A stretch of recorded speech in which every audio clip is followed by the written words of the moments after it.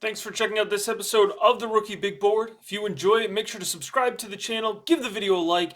You can check out all of my work, including the 2022 Rookie Big Board rankings at patreon.com/theFFeducator. This is a rookie mock draft episode. I am excited to be at it with Rookie Mock Draft 4.0. This is a special one because it is the first time on the Rookie Big Board we're doing a one quarterback mock draft.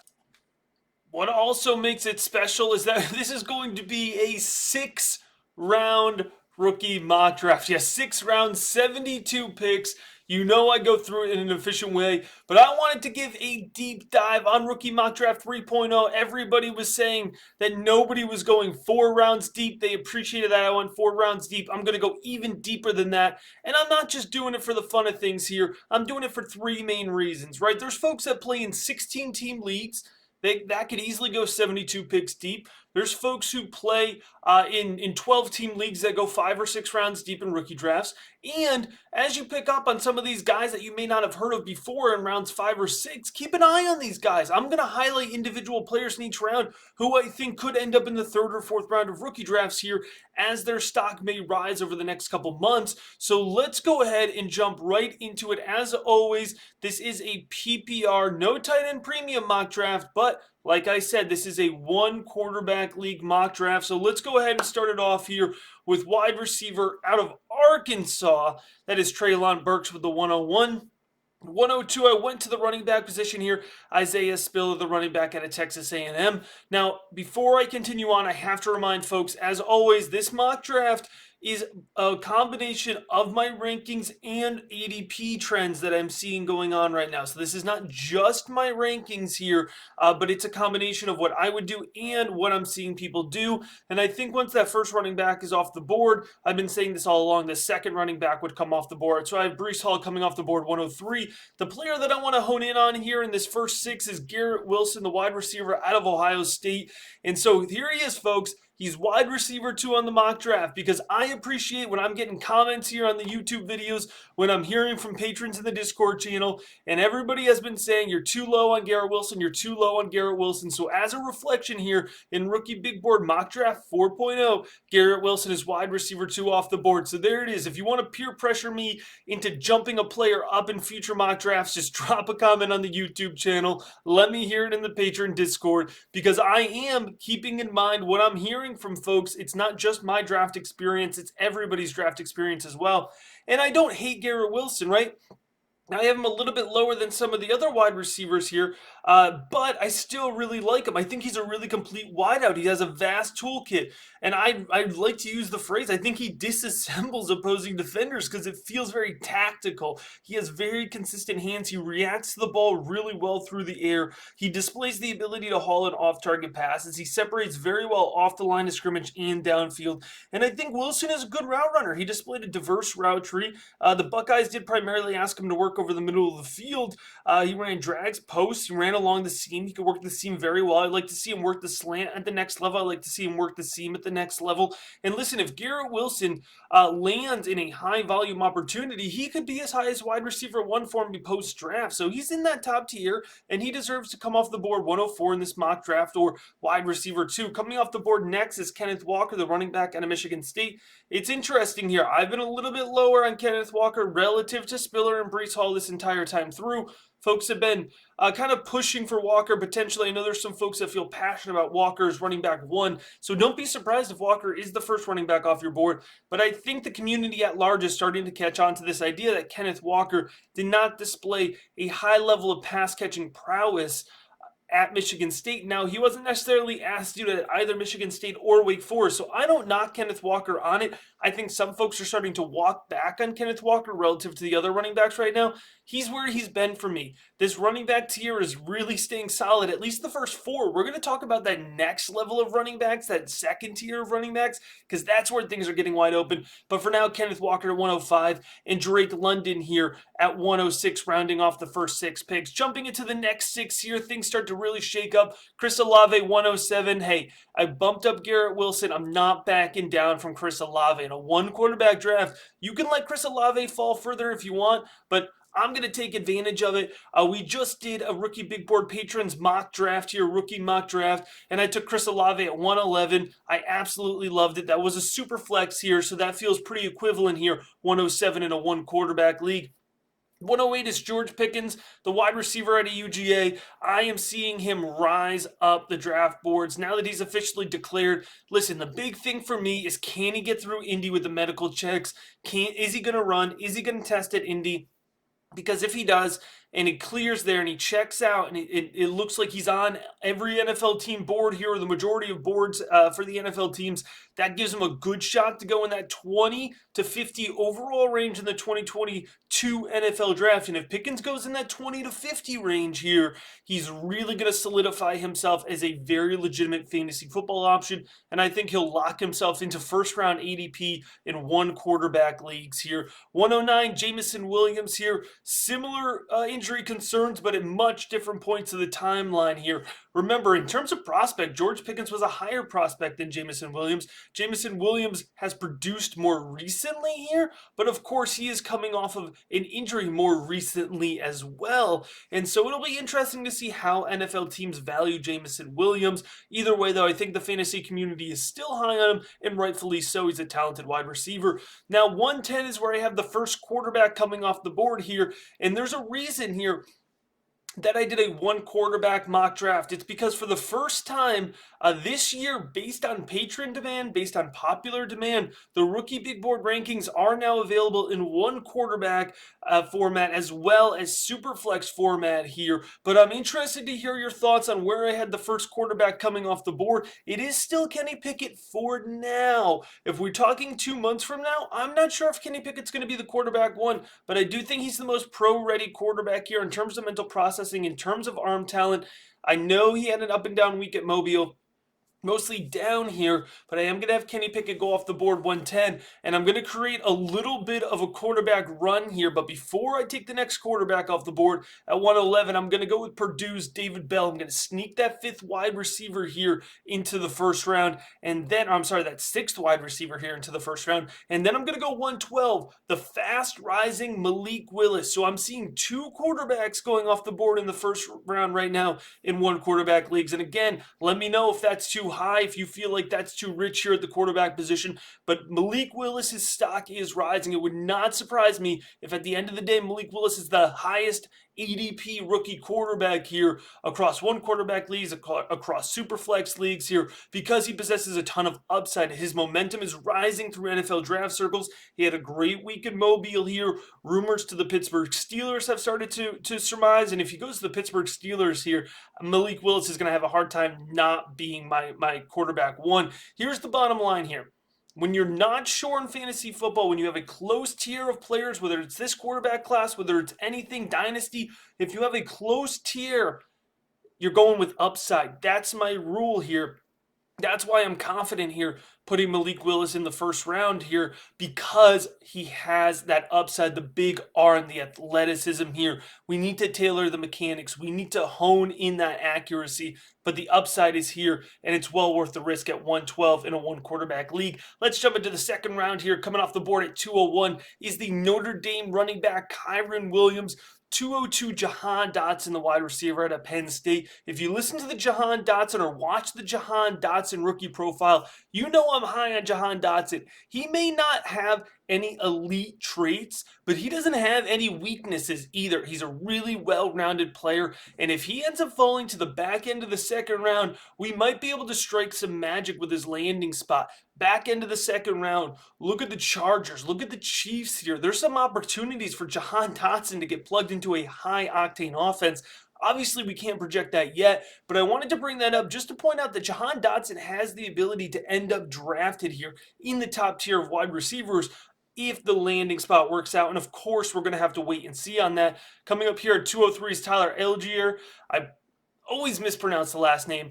Running back out of BYU. Now, he is not my running back five. I've been pretty pronounced on Jerome Ford, who I have coming off the board 205 right after this as my current running back five. And I'll dig into it a little bit more here. But first, I want to point out that the BYU running back I have coming off the board 205 because I know he's a fan favorite. He has his stands, and folks are really excited about him for a good reason. He's in that second tier of running backs for me. But I'm owning in on Jerome Ford. Jerome Ford is riding a nice bump in NFL draft stock here, which I think will translate to draft capital, which will translate to fantasy football value coming off of Mobile here. Now, if you look at the Jerome Ford tape, you know he's a dynamic running back. You know he's powerful. You know he can work in between the tackles here. You know he possesses good strength and good contact balance. Remember, four-star recruit, originally with Alabama, transferred to Cincinnati here.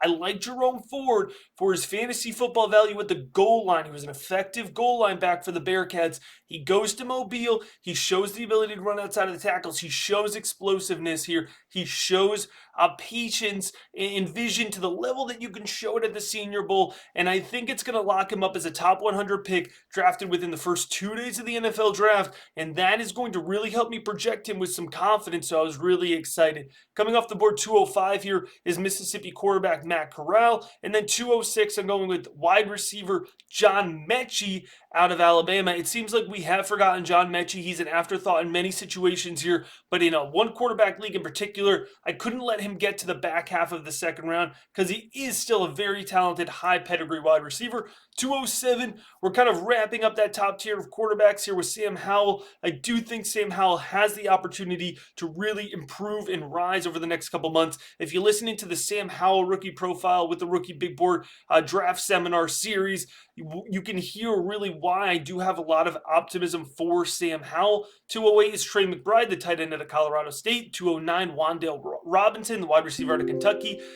Coming in here at 211 is Damian Pierce, the running back out of the University of Florida. Damian Pierce, another player who really rose his draft stock in Mobile. I'm not quite sold on him yet, but I know the NFL is rising on him, which is going to have fantasy football players rise on him.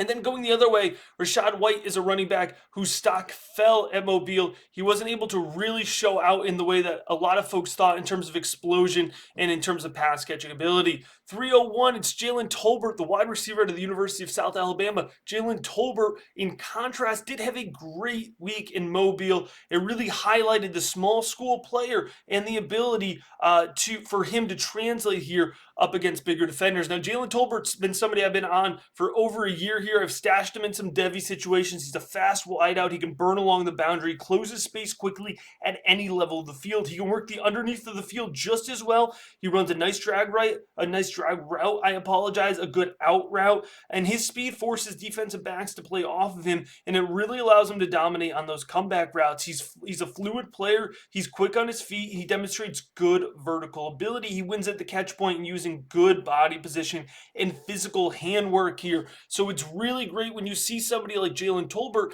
dominate small school competition when he's able to go to the Senior Bowl here and show up against some of the best defensive back prospects in the 2022 NFL Draft. It allows you to project him with a little bit more confidence.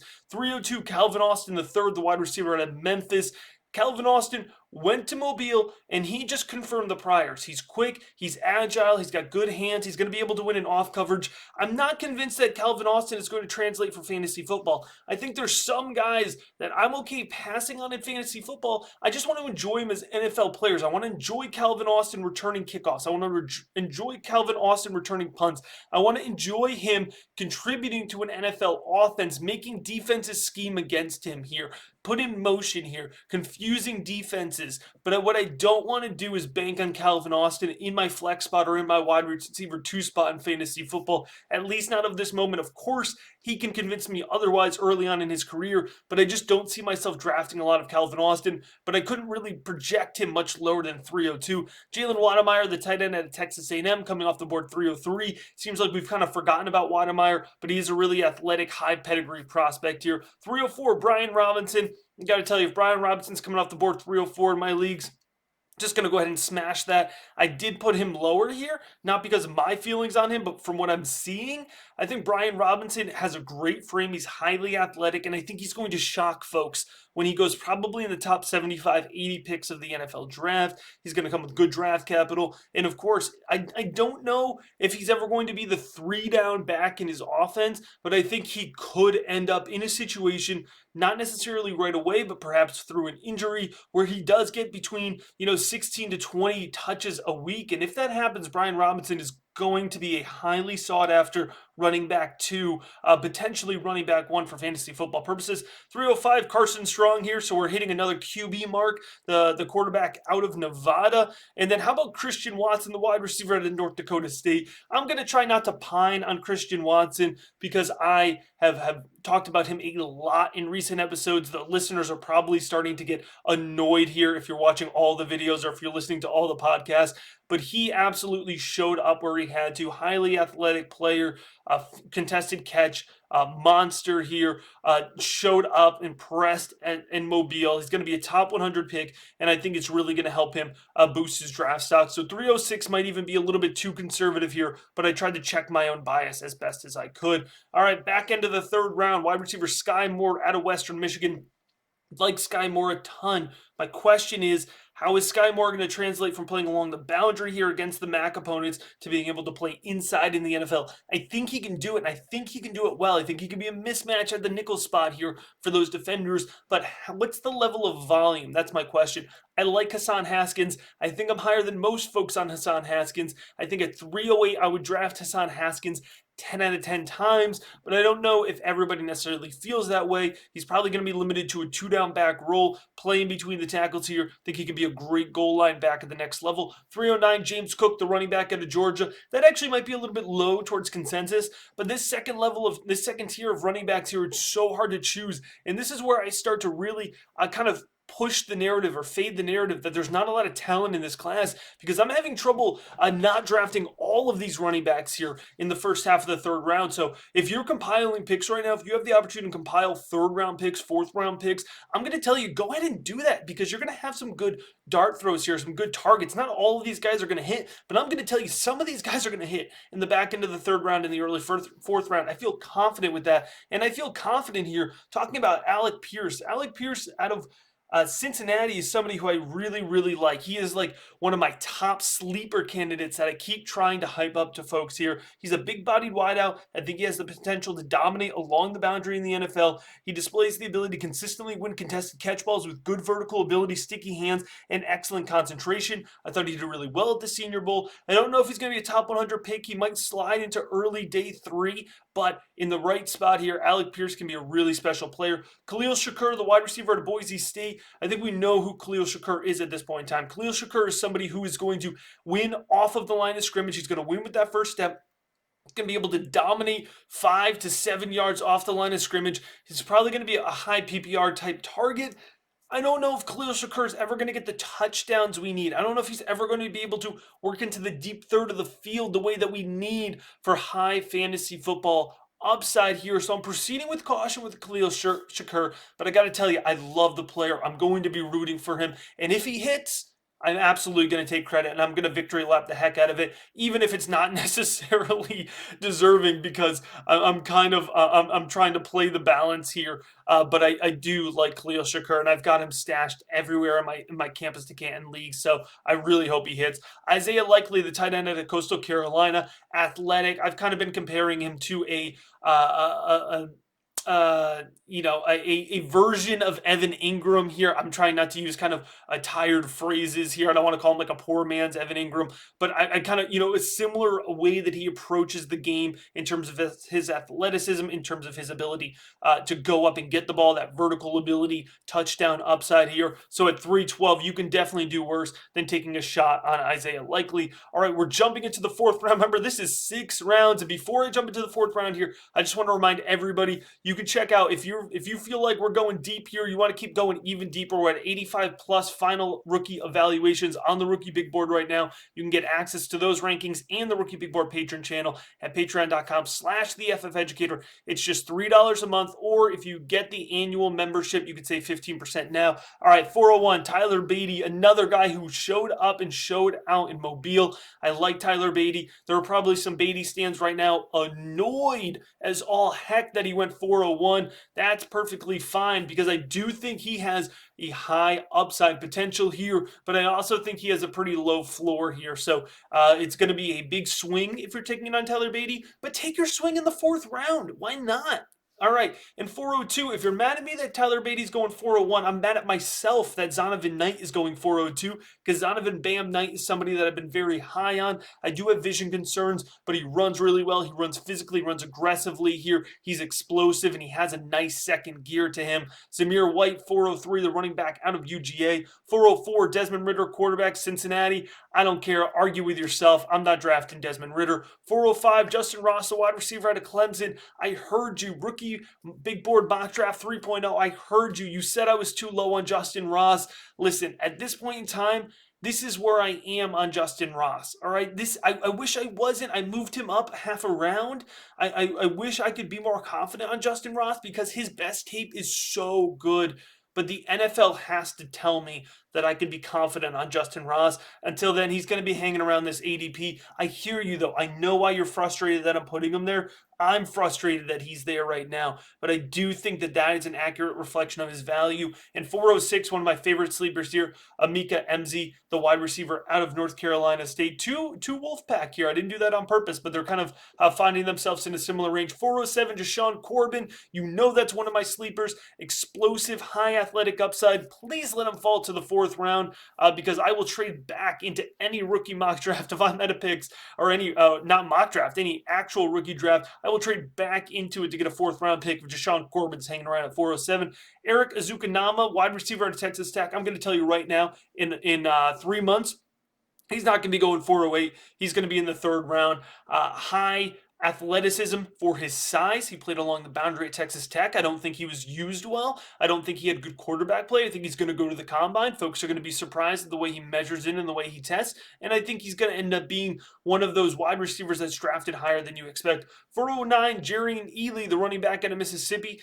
Big fan of Jerrion Ealy. I think folks are sleeping a little bit too far on him. He did miss some time this season. That hurt him. I know he's undersized. That's going to hurt him. So Ealy has things working against him, but he's explosive. I think he's a really clean runner. He's got nice cuts. He navigates with good lateral agility. So I'm definitely still a fan of Jerrion Ealy. Zaquandre White, the running back out of the University of South Carolina. High athletic upside here. He's still very raw. He's probably somebody who's going to hang out on an NFL practice squad for a year before he can really get a featured role. And we know fantasy football players aren't patient, so that's a nice discount here if you're willing to be patient, if you're willing to put him on your taxi squad. 411, I want to hone in on Velus Jones Jr., the wide receiver out of Tennessee here. He's somebody who I actually did not hear the beat hyping up at a Mobile, but I was able to go in and watch the practice tape from the Senior Bowl, and I really like Velus Jones, and maybe there's some Tennessee bias here, but I think he's going to go higher right now than most folks expect. He's 6'0", he's 200, he plays in that big slot role here, and he was a crucial part of the Tennessee offense this year.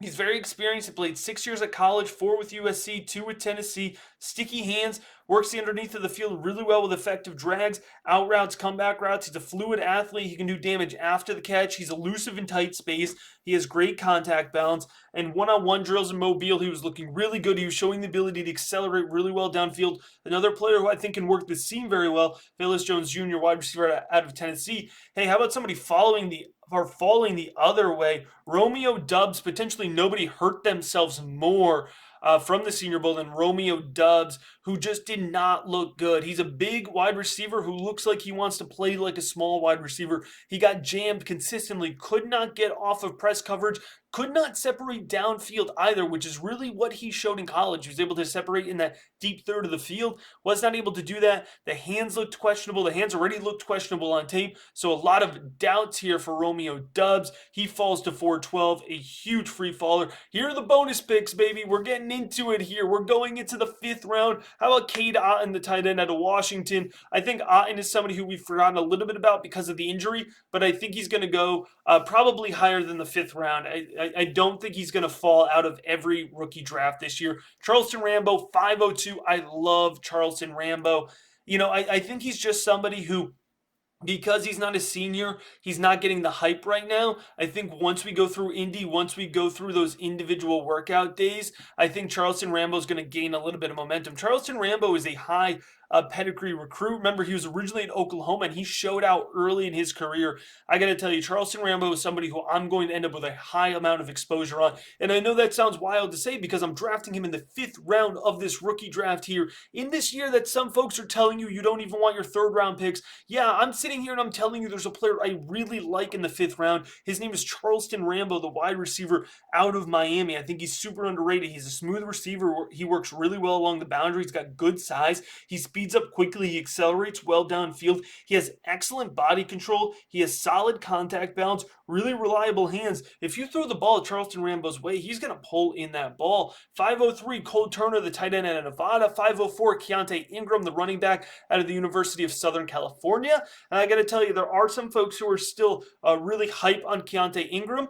I'm all for it. I support it. I see an NFL pro. I don't know if he'll ever be the fantasy football guy, but I do think Ingram's going to hang around the league for a little while. 505, Bailey Zappi, the quarterback out of Western Kentucky. And I am already bracing myself. I'm already bracing myself for the feedback on me letting Kyle Phillips slide to 506. I know there's people who are really high on Kyle Phillips right now, including many folks at NFL Draft Bible along with me, and for good reason. Kyle Phillips, he's a sharp route runner. He separates well off the line of scrimmage.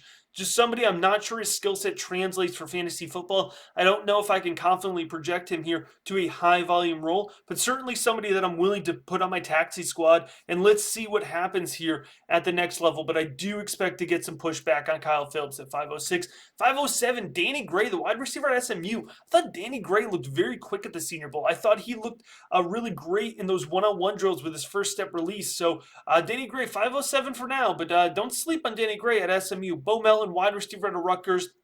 If you are approaching this draft season from the lens of your NFL team, your favorite NFL team, your front office, Bill Melton is a guy. I want him as my wide receiver 4 on my NFL roster, my wide receiver 5. I want him to get on the field, keep defenses guessing. He's a really versatile, athletic guy. He can do a lot. I think he's going to be a good NFL pro. Again, question is whether or not he's going to translate for fantasy football purposes. Kevin Austin, the wide receiver out of Notre Dame. If you want to get hype on Kevin Austin, just flip on the 2021 Florida State tape. You're going to get yourself excited all over again. 5'10", Jareth Stearns, the wide receiver out of Western Kentucky. Now, Jareth Stearns is such an interesting guy. We're talking about a 0-star recruit, was over there at Houston Baptist with Bailey Zappi, transferred over to Western Kentucky, and absolutely dominated college football there. High production. I think he ended up being, if not the wide receiver 1 in receiving yards, a top 3 or top 5 wide receiver. High production total there, measured in at 5'7". That's tough. Wide receiver coming in at 5'7". That is difficult, but I got to tell you, he's speedy, he's sure-handed, he can tear up the slot in the NFL. Probably going to go round 6, probably going to go round 7 in the NFL draft, but that will not stop him from being a good NFL pro.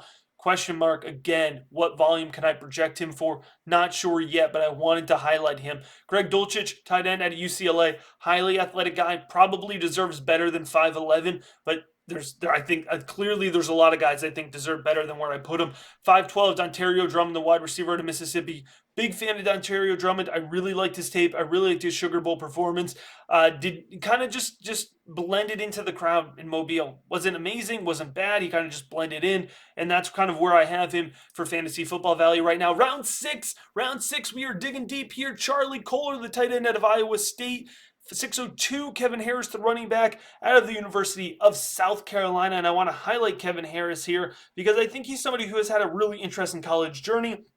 He kind of popped off the tape, beating out higher pedigree recruits in 2020. Ends up kind of taking more of a running back by committee role in 2021, but I think he's somebody who can be a better pro maybe than he was in college here. He pops off the line of scrimmage. He displays the ability to shoot into the second level of the field. He attacks gaps hard. He has good contact balance, fights forward. He's got good size here. So I think at worst case scenario, and I almost don't want to say this because I really think it could be true, I think Kevin Harris could be the guy that as fantasy football players we get mad at, that we're angry at over the next couple of years because he's the touchdown vulture here. He ends up swapping in here, kind of being that goal line relief type back. We'll see, but I'm telling you, it's within the realm of possibility. 603, Abram Smith, a highly productive running back.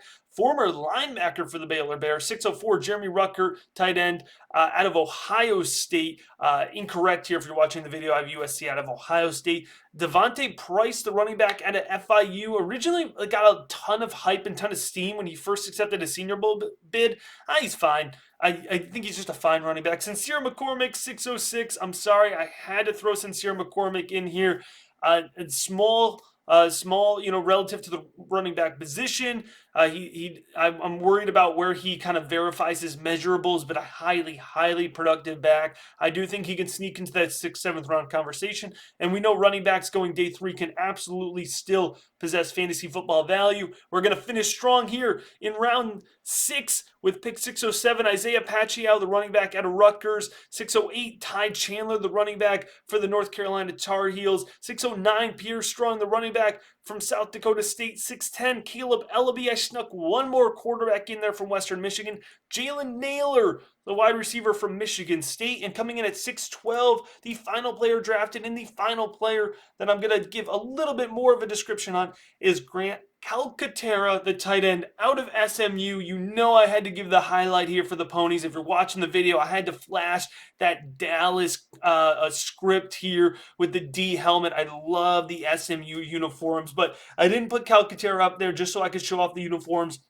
He's a talented pass catcher. He displays the willingness and ability to contribute to the blocking game, which I think NFL teams are going to like. Gets off the line of scrimmage quickly for his size. Builds speed well moving downfield. Calcaterra was asked to run a limited route tree with SMU, but he showed sharp footwork. He displayed good hip work, the ability to get in and out of his cuts here, which is great and rare for a tight end of his size. If you remember, Calcaterra was a highly productive Oklahoma tight end.